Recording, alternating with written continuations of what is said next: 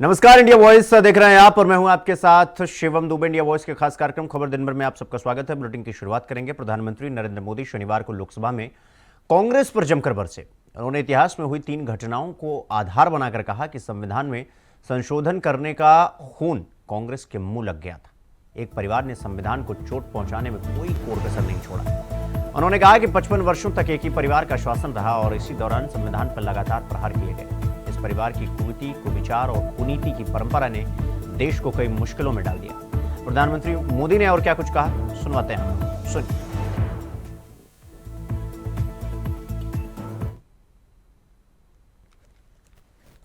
कैसी शुरुआती कितनी गड़बड़ हुई है। मैं कांग्रेस की बात कर रहा हूं। 12 कांग्रेस की प्रदेश की कमेटियों ने, 12 प्रदेश कमेटियों ने सरदार पटेल के नाम पर सहमति दी थी। नेहरू जी के साथ एक भी कमेटी नहीं थी, नॉट अ सिंगल। संविधान के तहत सरदार साहब ही देश के प्रधानमंत्री बनते हैं, लेकिन लोकतंत्र में श्रद्धा नहीं, खुद के संविधान पर विश्वास नहीं, खुद के ही संविधान को स्वीकारना नहीं, और सरदार साहब देश के प्रधानमंत्री नहीं बन सके और ये बैठ गए। जो लोग अपनी पार्टी के संविधान को, जो लोग अपनी पार्टी के संविधान को नहीं मानते, वो कैसे देश के संविधान को स्वीकार कर सकते हैं। 1952 के पहले राज्यसभा का भी गठन नहीं हुआ था, राज्यों में भी कोई चुनाव नहीं थे, जनता का कोई आदेश नहीं था। उसके बावजूद भी, और अभी तो संविधान निर्माताओं ने इतना मंथन करके संविधान बनाया था।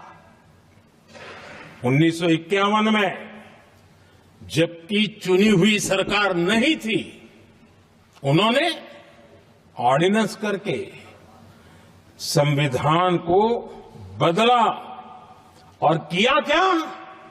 अभिव्यक्ति की आजादी पर हमला कर दिया गया।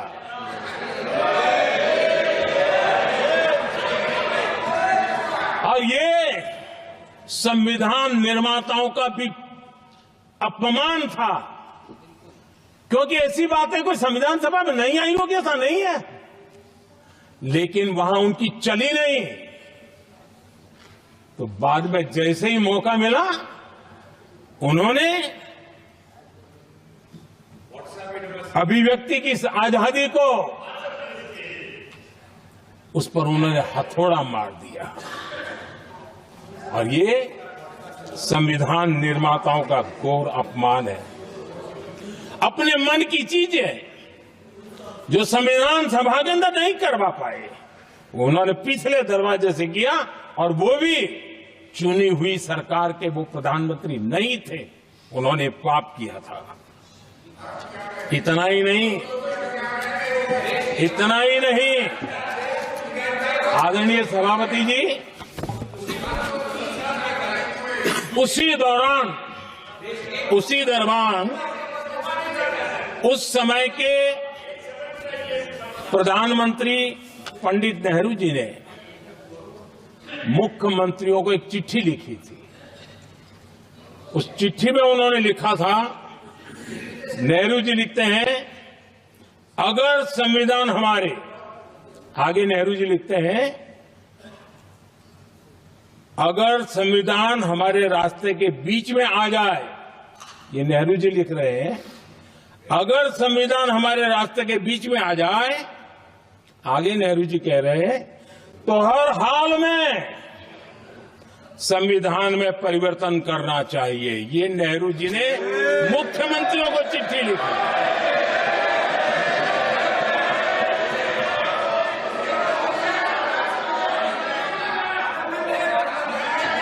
और आदरणीय सभापति जी, ये भी देखिए, 1951 में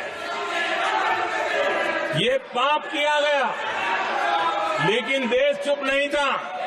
उस समय राष्ट्रपति डॉक्टर राजेंद्र प्रसाद जी ने चेताया ये गलत हो रहा है। उस समय स्पीकर पद पर बैठे हुए हमारे स्पीकर महोदय ने भी पंडित जी को कहा गलत कर रहे हो। इतना ही नहीं, आचार्य कृपलानी जी, जयप्रकाश नारायण जैसे महान कांग्रेसी लोगों ने भी पंडित नेहरू ने कहा कि ये रोको, लेकिन पंडित जी का अपना संविधान चलता था और इसलिए उन्होंने इतने वरिष्ठ महानुभावों की सलाह मानी नहीं और उसे भी उन्होंने दरकिनार कर दिया। और आदरणीय सभापति जी, ये संविधान संशोधन करने का ऐसा खून कांग्रेस के मुंह लग गया कि समय समय पर वो संविधान का शिकार करती रही। ये खून मुंह पे लग गया। इतना ही नहीं, संविधान के स्पिरिट को लहू लहान करती रही। करीब 6 दशक में 75 बार संविधान बदला गया। आदरणीय सभापति जी, जो बीज देश के पहले प्रधानमंत्री जी ने बोया था, उस बीज को खाद पानी देने का काम एक और प्रधानमंत्री ने किया। उनका नाम था श्रीमती इंदिरा गांधी।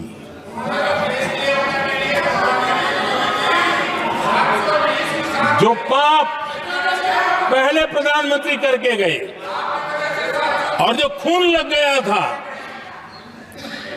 1971 में, सुप्रीम कोर्ट का एक फैसला आया था।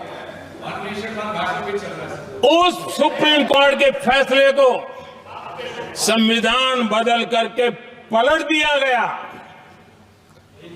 और 71 में ये संविधान संशोधन किया गया था।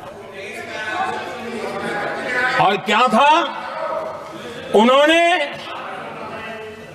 हमारे देश की अदालत के पंख काट दिए थे और यहां पर तो किया था कि संसद संविधान के किसी भी आर्टिकल में जो मर्जी पड़े वो कर सकती है और अदालत उसकी तरफ देख भी नहीं सकती है। अदालत के सारे अधिकारों को छीन लिया गया था। ये पाप 1971 में उस समय की प्रधानमंत्री श्रीमती इंदिरा गांधी ने किया था।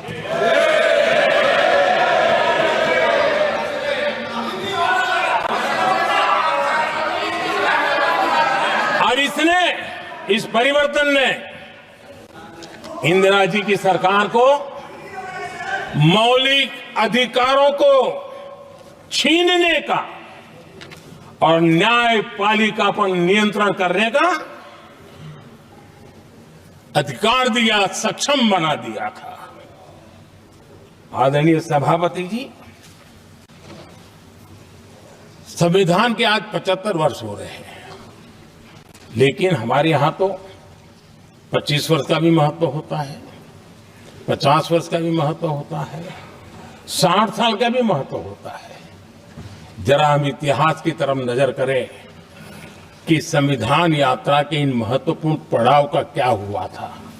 जब देश संविधान के 25 वर्ष पूरे कर रहा था, उसी समय हमारे देश में संविधान को नोच लिया गया, इमरजेंसी आपातकाल लाया गया।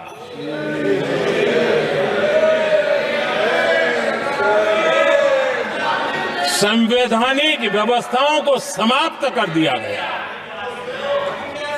देश को जेल खाना बना दिया गया, नागरिकों के अधिकारों को लूट लिया गया, प्रेस की स्वतंत्रता को ताले लगा दिए गए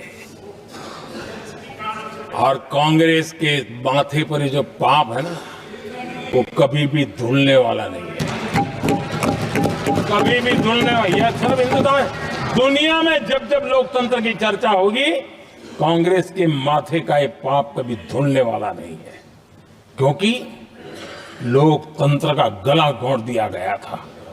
भारत के संविधान निर्माताओं की तपस्या को मिट्टी में मिलाने की कोशिश की गई थी। आदरणीय सभापति जी, आदरणीय सभापति जी, ये परंपरा यहां नहीं रुकी। जो परंपरा नेहरू जी ने शुरू की थी, जिसको दूसरे प्रधानमंत्री जी इंदिरा जी ने आगे बढ़ाया, क्योंकि खून मुंह पे लग गया था, और इसलिए राजीव गांधी जी प्रधानमंत्री बने। उन्होंने संविधान को एक और गंभीर झटका दे दिया। सबको समानता, सबको समानता, सबको न्याय, उस भावना को चोट पहुंचाई। आदरणीय सभापति जी, आपको मालूम है, सुप्रीम कोर्ट ने शाहबानो का जजमेंट दिया था। एक भारत की महिला को न्याय देने का काम संविधान की मर्यादा और स्पिरिट के आधार पर देश की सुप्रीम कोर्ट ने दिया था। एक वृद्ध महिला को उसका हक मिला था सुप्रीम कोर्ट से, लेकिन उस समय के प्रधानमंत्री राजीव गांधी ने शाहबानो की उस भावना को, सुप्रीम कोर्ट की उस भावना को नकार दिया, और उन्होंने वोट बैंक की राजनीति के खातिर संविधान की भावना को बलि चढ़ा दिया और कट्टरपंथियों के सामने सर झुकाने का काम कर दिया। उन्होंने न्याय के लिए तड़प रही एक वृद्ध महिला को साथ देने के बजाय उन्होंने कट्टरपंथियों का साथ दिया। संसद में कानून बना करके सुप्रीम कोर्ट के निर्णय को फिर एक बार पलट दिया गया। आदरणीय सभापति जी, बात वहां से नहीं अटकी है। नेहरू जी ने शुरू किया, इंदिरा जी ने आगे बढ़ाया, और राजीव जी ने भी उसको ताकत दी, खाद पानी देने का काम किया। चल रही संविधान की चर्चा पर पक्ष विपक्ष का एक दूसरे पर आरोप प्रत्यारोप जारी है, और राहुल गांधी ने अपने भाषण पर बीजेपी पर जमकर कटाक्ष भी किया। राहुल गांधी ने कहा कि इन लोगों ने मनुस्मृति को संविधान से ऊपर रखा। अनुराग ठाकुर ने राहुल गांधी का जवाब देते हुए कहा कि अंगूठा काटने की बात करते हैं, इनके राज में, कांग्रेस के यानी शासन में सिखों के गले काटे गए। इन्होंने संविधान को तार तार कर देश में आपातकाल लगाने का काम किया था। अनुराग ठाकुर ने कहा कि आपने कभी संविधान नहीं पढ़ा, ये संविधान की ताकत ही थी जिसने इंदिरा गांधी को आपातकाल वापस लेने पर मजबूर कर दिया। राहुल गांधी दिन भर संविधान संविधान करते हैं, इनको ये तक नहीं पता कि संविधान के पहले पन्ने पर क्या लिखा है। द्रोणाचार्य को दे दिया।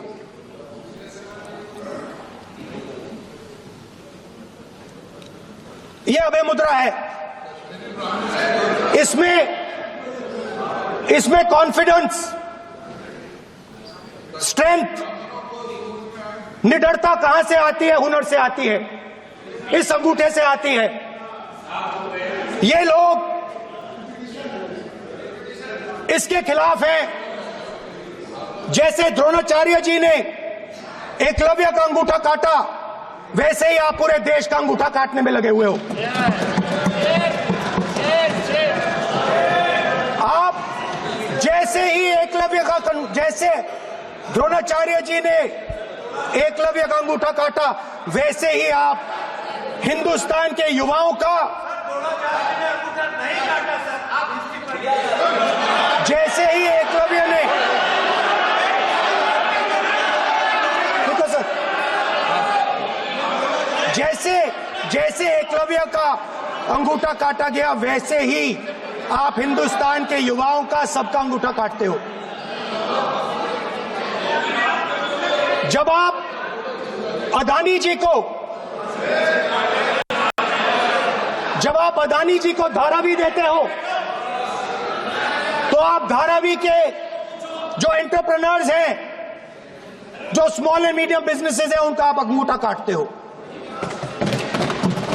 जब आप हिंदुस्तान के पोर्ट्स, एयरपोर्ट्स, डिफेंस इंडस्ट्री, ये सब जब आप अदानी को देते हो,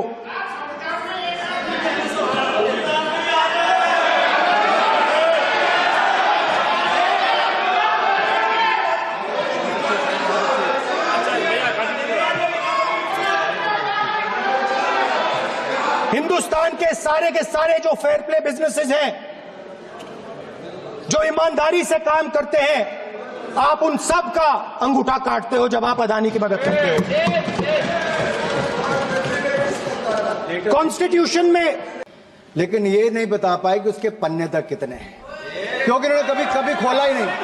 आज मैं क्योंकि ये संविधान जो राहुल जी सब तरफ दिखाते हैं सर, शायद इन्होंने इसके 2 पन्ने भी खोलकर नहीं देखे। अगर आप इसका प्रीफेस देखेंगे, प्रीफेस किसने लिखा है सर? सुप्रीम कोर्ट के वरिष्ठ अधिवक्ता गोपाल शंकर नारायण जी, उन्होंने लिखते हैं, our constitution was crafted by the finest and most emancipated minds of the time and thankfully not directed by the confused Nehruvian social policy that guided success governments। वो इनकी नेहरू जी की विचारधारा पर सवाल खड़ा करते हैं और उन्होंने लिखा है कि giants like B.R. Ambedkar, B.N. Rao, Sardar Patel, K.M. Munshi Alladi debate provisions to protect the basic freedom. उन्होंने श्रेय दिया है तो अम्बेडकर जी को, सरदार पटेल और आगे। सर इसके अगले पन्ने पे क्या लिखते हैं गोपाल शंकर नारायण, और ये इन्हीं का ही है सर, मैं इन्हीं की पढ़ रहा हूं जो इन्होंने हाउस में दिखाया।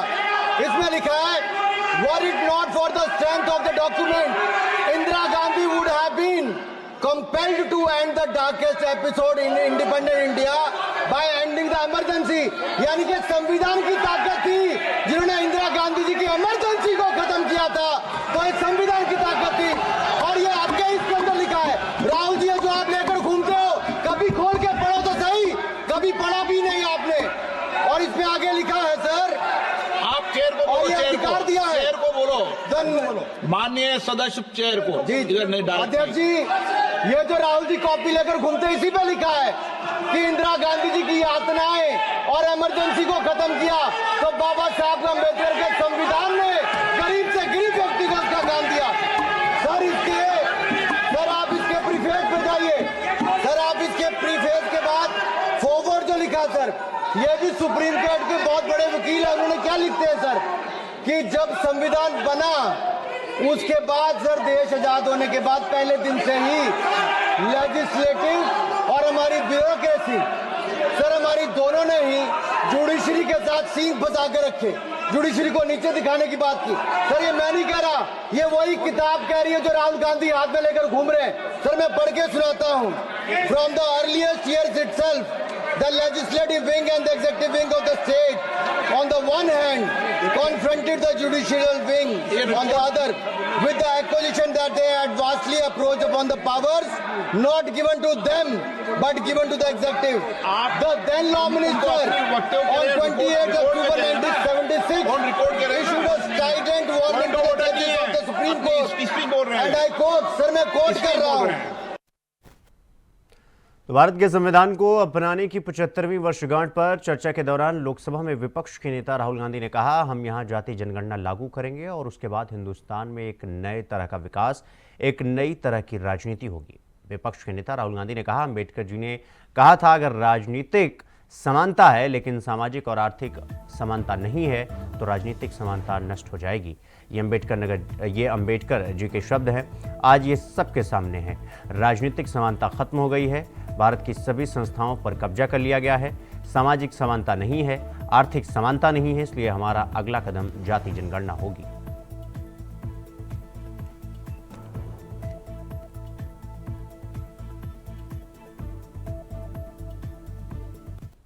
Called defending the Constitution.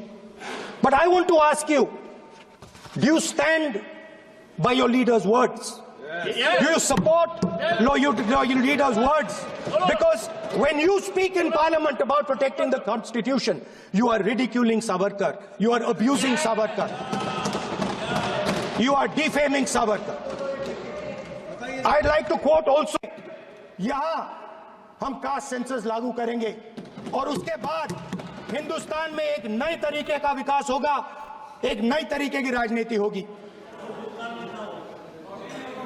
जो मैंने पहले कहा था, जो आपको अच्छा नहीं लगता है, 50% रिजर्वेशन, उस दीवार को हम यहां तोड़ेंगे। 50% रिजर्वेशन की दीवार और जाति जनगणना हम यहां करा के दिखाएंगे। आपको जो कहना है कर लो, कह लो। स्पीकर सर, बहुत बहुत धन्यवाद। People who follow a very different philosophical tradition. And I want to start my speech by quoting what the supreme leader, not of the BJP,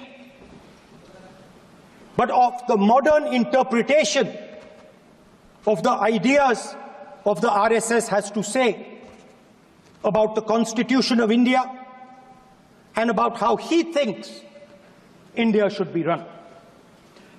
The worst thing about the Constitution, the worst thing about the Constitution of India is that there is nothing Indian about it. Manusmriti is that scripture which is most worshipable after Vedas for our Hindu nation, and from which our ancient times have become the basis of our culture, customs, thought and practice. This book, for centuries, has codified the spiritual and divine march of our nation. Today, Manusmriti is law. These are the words of Savarkar. Mr. Savarkar has clearly stated in his writings that there is nothing Indian about our Constitution. He has clearly stated that the book India is run by should be superseded by this book. And this is what the fight is about. Now, it's nice काट के द्रोणाचार्य को दे दिया।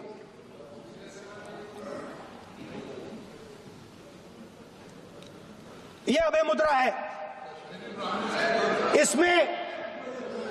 इसमें confidence,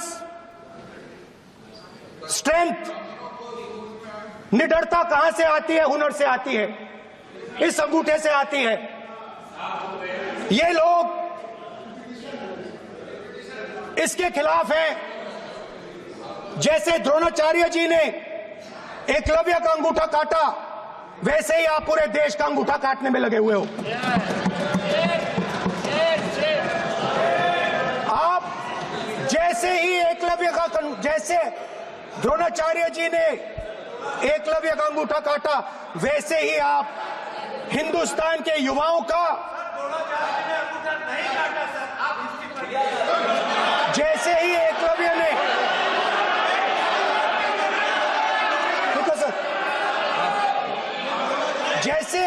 जैसे एकलव्य का अंगूठा काटा गया, वैसे ही आप हिंदुस्तान के युवाओं का, सबका अंगूठा काटते हो।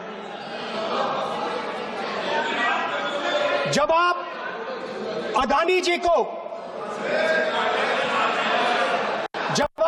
जी को धारावी देते हो, तो आप धारावी के जो एंटरप्रेन्योर्स हैं, जो स्मॉल एंड मीडियम बिजनेसेस हैं, उनका आप अंगूठा काटते हो। जब आप हिंदुस्तान के पोर्ट्स, एयरपोर्ट्स, डिफेंस इंडस्ट्री, ये सब जब आप अदानी को देते हो,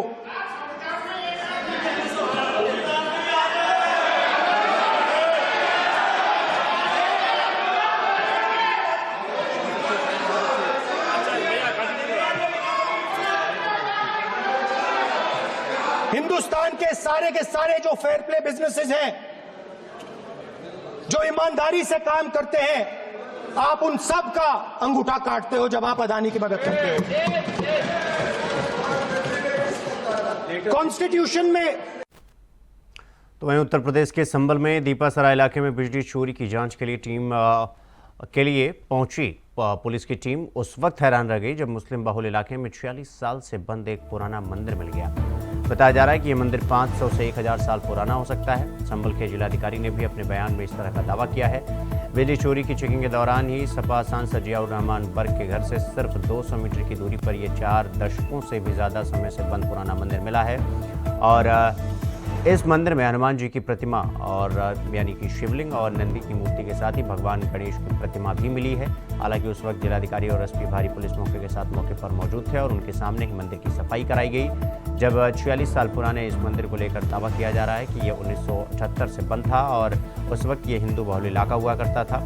मुस्लिम बहुल इलाके के बीचों बीच बंद पड़े मंदिर को लेकर संभल के जिलाधिकारी राजेंद्र पैसिया ने बड़ी जानकारी दी।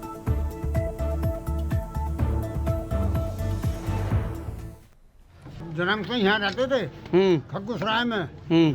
हमारा पीछे मकान है, ये मकान भी हमारा ही था, इधर भी मकान हमारा है। तो बेचे चले गए, क्या हुआ? हाँ, 78 के बलबे के बाद बेचे। तो हम जन्म से हमें मेरी उम्र 82 साल है जब से मंदिर देख रही हूँ। किसका मंदिर है ये?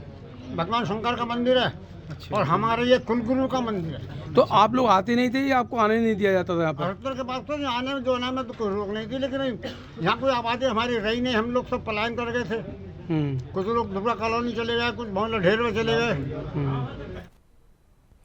वहीं प्रयागराज में लगने वाले विश्व के सबसे बड़े मेले कुंभ 2025 का आगाज जूना अखाड़े की पेशवाई के साथ शुरू किया गया। आज जूना अखाड़े की पेशवाई पूरी शक्ति और वैभव के साथ निकाली गई और मौजगिरी आश्रम से निकली पेशवाई से हजारों साधु संतों के साथ बड़ी संख्या में नागा साधु भी शामिल हुए।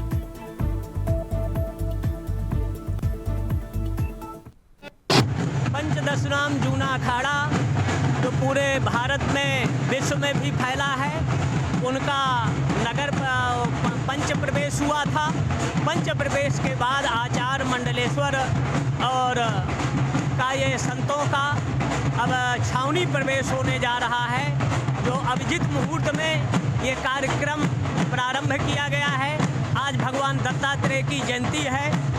गौरी गणेश पंचदेव गंगा यमुना और सरस्वती का और दत्तात्रेय भगवान का पूजन कर और सृष्टि के प्रतीक श्री के प्रतीक नारियल को फोड़कर ये यात्रा प्रारंभ की जा रही है, जिसमें 2025 कुंभ मेला का एक तरह से प्रारंभ हो गया है, जो पूरे विश्व के लिए अद्भुत है, विलक्षण है, अद्वितीय है, जिसमें गंगा का स्नान होगा, यमुना जहाँ मिलती है, स्नान करने से व्यक्ति की अदृश्य विलक्षण सुसुप्त सरस्वती जागृत होती है, मुक्ति का मार्ग प्रशस्त होता है, अंतःकरण चतुष्टय मन बुद्धि चित्त अहंकार का परिष्कार होकर शुद्ध निर्मल पवित्र और श्रेष्ठ होता है। तो खबर दिन भर में फिलहाल आज के लिए बस इतना ही। देश और दुनिया की तमाम खबरों को देखने के लिए देखते रहिए इंडिया वॉइस। नमस्कार।